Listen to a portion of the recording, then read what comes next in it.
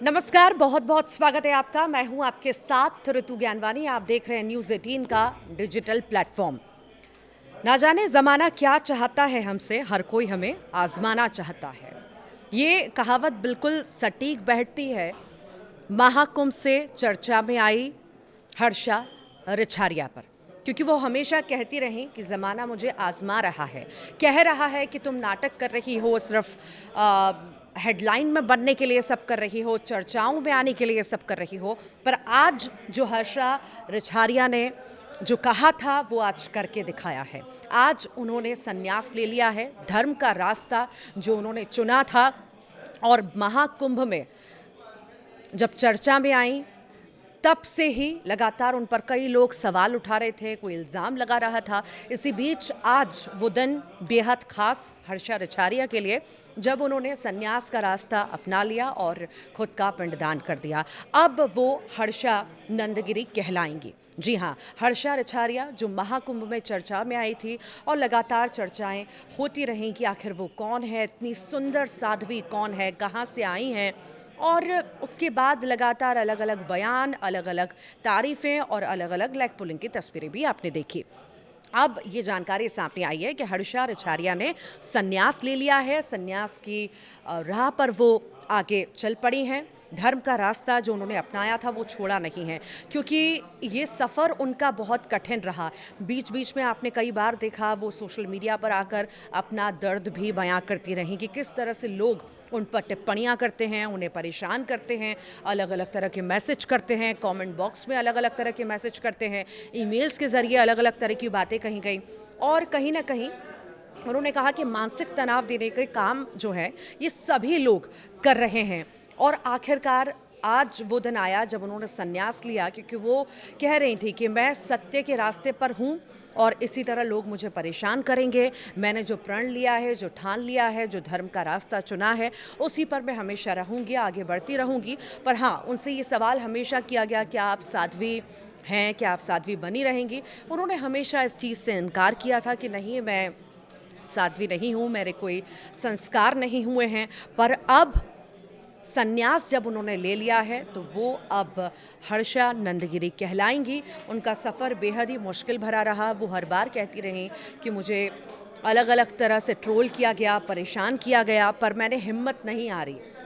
भगवान श्री राम ने मुझे हमेशा हिम्मत दी, शिव जी ने मुझे हमेशा हिम्मत दी कि मैं आगे बढ़ती रहूं और इस धर्म के रास्ते पर आगे बढ़ूं और लोगों को इस धर्म के रास्ते पर लेकर आऊं कि वो भी समझें इस ताकत को, इस सनातन को।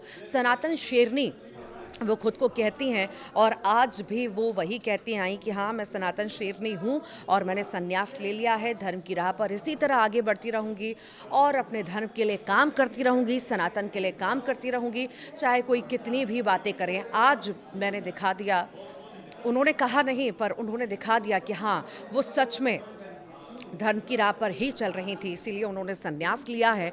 और जो उन पर इल्ज़ाम लगते रहे, उनके लिए बातें होती रहीं कि नेम फेम के लिए वो इस सब में आई हैं। उनकी पुराना जीवन जो था वो अलग था, मॉडलिंग वो करती थी, उससे इसमें शिफ्ट हो जाना इतना आसान नहीं होता है। वो नेम फेम सब पाने के लिए एक नाटक कर रही हैं। पर वो नाटक क्या वाकई में था? क्योंकि इतना समय बीत जाने के बाद जब आज उन्होंने संन्यास लिया तो शायद जिन लोगों ने इतने सवाल उठाए थे, आज उनके मुंह पर ज़रूर ताला लगा होगा।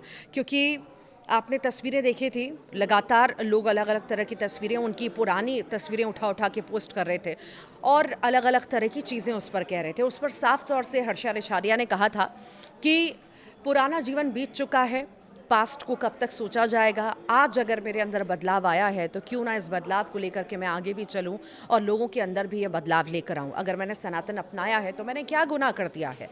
धर्म की राह पर चलना अच्छी बात है और मैं सभी को एक साथ लेकर के चलना चाहती हूं। मैं चाहती हूं लोग समझें अपने सनातन धर्म को कि ये क्या ताकत है, इस ताकत के साथ आगे बढ़ें। और आज जब ये क्षण आया वो काफ़ी इमोशनल भी नज़र आई, खुश भी नज़र आई, क्योंकि उन्होंने खुद अपना पिंडदान किया। और अब जब उन्होंने संन्यास ले लिया है, एक अलग जीवन अपना लिया है, सारे संस्कार हो गए हैं, तो खुशी भी है। और सभी का जो है मुंह भी बंद हो गया जो उन पर सवाल उठा रहे थे। इस बीच आपने कुछ दिनों पहले देखा होगा सोशल मीडिया पर उनकी काफ़ी सारी तस्वीरें जो हैं चर्चाओं में आई कि क्या हर्षा रछारिया शादी करने वाली हैं। हल्दी की कुछ पोस्ट थी, कुछ ब्राइडल लुक में पोस्ट थी। तो ये तस्वीरें लेकर के लोग कह रहे थे कि जल्द शादी करने वाली है हर्षा रछारिया। देखो, हमने तो पहले ही कहा था कि धर्म वर्म सब नाटक है। और ये सब के बाद अचानक से ये तस्वीर आ जाना कि उन्होंने संन्यास ले लिया है और पिंडदान खुद का कर दिया है, संस्कार कर लिए हैं, तो ये कहीं ना कहीं चौंकाता भी है। और जो लोग लगातार निंदा कर रहे थे, सवाल उठा रहे थे, उनका मुंह भी बंद करता है। अब कहीं ना कहीं अब जब नया फैसला उन्होंने लिया है, ये फैसला लिया है, तो वो काफ़ी खुश भी नजर आई।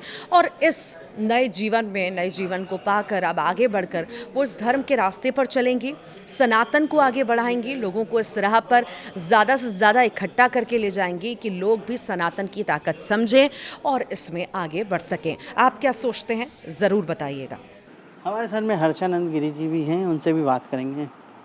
आपने जो है प्रयागराज में खूब प्रयास किया क्योंकि आप चाहते थे कि एक सात्विक जीवन जीने के लिए कई उतार चढ़ाव आए, लेकिन आखिरकार आज जो है उज्जैन की इस नगरी में सोमनानंद जी महाराज के यहाँ पर आकर आपने आखिरकार दीक्षा अर्जित कर ही ली है। जी, तो देखिए प्रयागराज महाकुंभ से एक नाम चर्चा में आया साध्वी हर्षा। तो तब मैं बोलती थी कि मैं साध्वी नहीं हूँ, मैंने कोई भी मेरे संस्कार नहीं हुए, कुछ नहीं हुए। लेकिन आज गुरुदेव की कृपा से, उनके आशीर्वाद से आज मुझे वो जो सन्यासी दीक्षा है वो मिली है। और अब भविष्य में जो भी कार्य होंगे वो धर्म के लिए होंगे।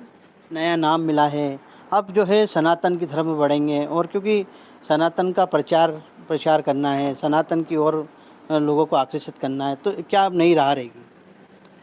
देखिए, नई राह तो मैं अभी क्यों बताऊँ ये तो ऐसा है कि जो हमने विचार किया है, गुरुजी के मार्गदर्शन में जो भी योजनाएं चल रही हैं, धर्म संस्कृति को सहेजने के लिए और युवाओं को धर्म से जोड़ने के लिए, तो जो भी योजनाएं चल रही हैं वो धीरे धीरे बहुत जल्द सबके सामने आएंगे। कब से आपके मन में चल रहा था कि आखिरकार एक सनातन धर्म को जो है अपना जो पूरा साथ लेके चलना है और आज सात्विक जीवन जीना है, ये कब से आपके मन में चलता है? ये चलता तो काफ़ी समय से आ रहा है, लेकिन धीरे धीरे ईश्वर आपको उस दिशा में ले जाते हैं जो दिशा आपके लिए नियति ने तय की है। तो मुझे लगता है कि धीरे धीरे मैं उस दिशा की तरफ बढ़ रही हूँ और आज से एक नए सफ़र की शुरुआत कर रहे हैं। काफ़ी उतार चढ़ाव देखे हैं क्योंकि हमने भी देखा कि प्रयागराज में आपके खूब उतार चढ़ाव आए, कभी विवाद भी हुए तो कभी अच्छा भी हुआ। तो उसको लेकर अब जो है आखिरकार अब नया एक पहलू जो आपके साथ जुड़ा है, तो अब एक नई शुरुआत। देखिए, विवाद तब होता है जब दो लोग आमने सामने से करें। मैंने तो किसी से किया ही नहीं। अब मुझे लेके आपस में अगर कोई विवाद कर ले तो वो उनकी मनोस्थिति है और उनका सोचना है, जिसमें मैं कुछ नहीं कर सकती। आने वाले समय में भी अगर मेरे कहीं बैठने से या मेरे कहीं रहने से कोई विवाद उत्पन्न हो जाता है तो उसकी मैं बिल्कुल भी भागीदारी नहीं हूँ। वो उनका चिंतन है, उनका निर्णय है। तो देखिए, जिस तरीके से हर्षानंद गिरी जी ने कहा है कि अब जो है उन्होंने दीक्षा अर्जित कर ली है, वो अब शुद्ध रूप से जो है एक सात्विक जीवन जिएंगी और जिसमें सनातन के धर्म का ध्वजा लेकर जो है पूरे सनातन धर्म को एक करने का संकल्प लेकर चलेंगी। अजय पटवा, न्यूज़ 18 मध्य प्रदेश।